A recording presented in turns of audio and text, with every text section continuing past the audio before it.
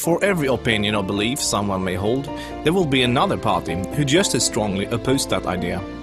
Both sides usually claim to sit with the best arguments, the real facts, and the correct worldview, and ironically, both sides regard the other as being indoctrinated, blind to the obvious and outright stupid. Most people only expose themselves to information that matches their own worldview. It is uncomfortable to do otherwise. Still, we would like to give you some surprising information about Islam. We also urge you to look further than only mainstream media, and if you can find the time for it, read the Quran yourself. To get you started, we'd like to present you 3 things you probably did not know about Islam. 1. Islam has not been hijacked. That Islam has been hijacked is what non-Muslims naturally assume, because they assume all religions are the same. The reason non-Muslims are so easily confused is that most of us don't realize the difference between the Quran and every other religious book we are familiar with.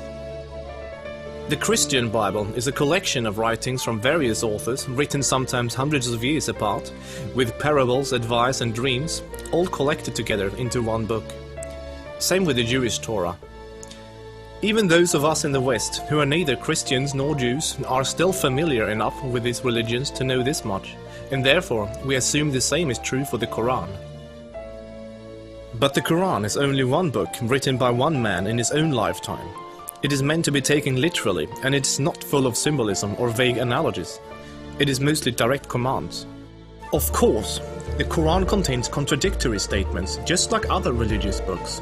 But the Quran itself provides the reader with a way to know what to do with the contradictions. It's explained in the Quran that if you have 2 passages that contradict each other, the one written later supersedes the one written earlier. Most Westerners are unaware that the peaceful, tolerant passages were written early in Muhammad's prophetic career. According to the Quran, those passages have been abrogated by later, more violent and less tolerant passages. So, when most Westerners hear jihadists quoting violent passages from the Quran, and then peaceful Muslims quoting peaceful passages, they interpret that the way they would if someone was quoting the Bible or the Torah. They think to themselves, oh, there must be many different and contradictory passages, like there are in other religious books, so Muslims can pick and choose what they like and justify whatever actions they want to take. But the Quran is nothing like that. There is no picking and choosing. It says very explicitly and in no uncertain terms that a Muslim must not alter or ignore any part of its very clear and direct message, or they will burn in a fiery torment forever.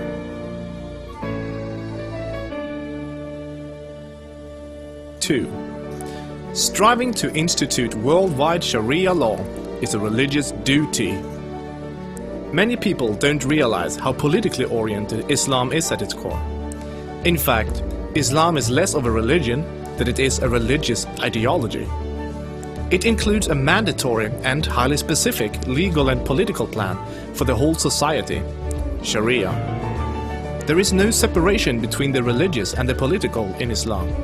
Rather, Islam and Sharia constitute a totalitarian means of ordering society at every level, including ritual worship, transactions and contracts, morals and manners, beliefs and punishments.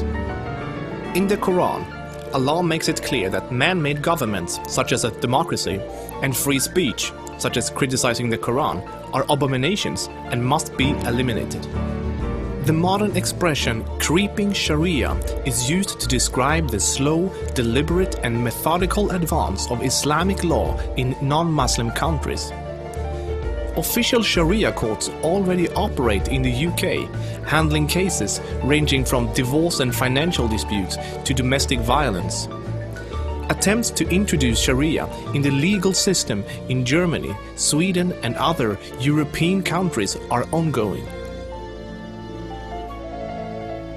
While Sharia already has a foot in our door in the matter of minor disputes like inheritance and domestic violence, it should concern you that Sharia commands that drinkers and gamblers should be whipped, allows husbands to hit their wives, allows an injured plaintiff to exact legal revenge, literally an eye for an eye, commands that a thief must have a hand cut off, commands that homosexuals must be executed, orders unmarried fornicators to be whipped and adulterers to be stoned to death, orders death for both Muslim and non-Muslim critics of Muhammad, the Quran and even Sharia itself, orders apostates to be killed, commands offensive, aggressive and unjust jihad.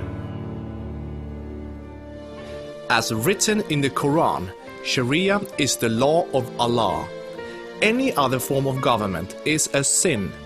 It is the duty of every Muslim to keep striving until all governments have been converted to Sharia law.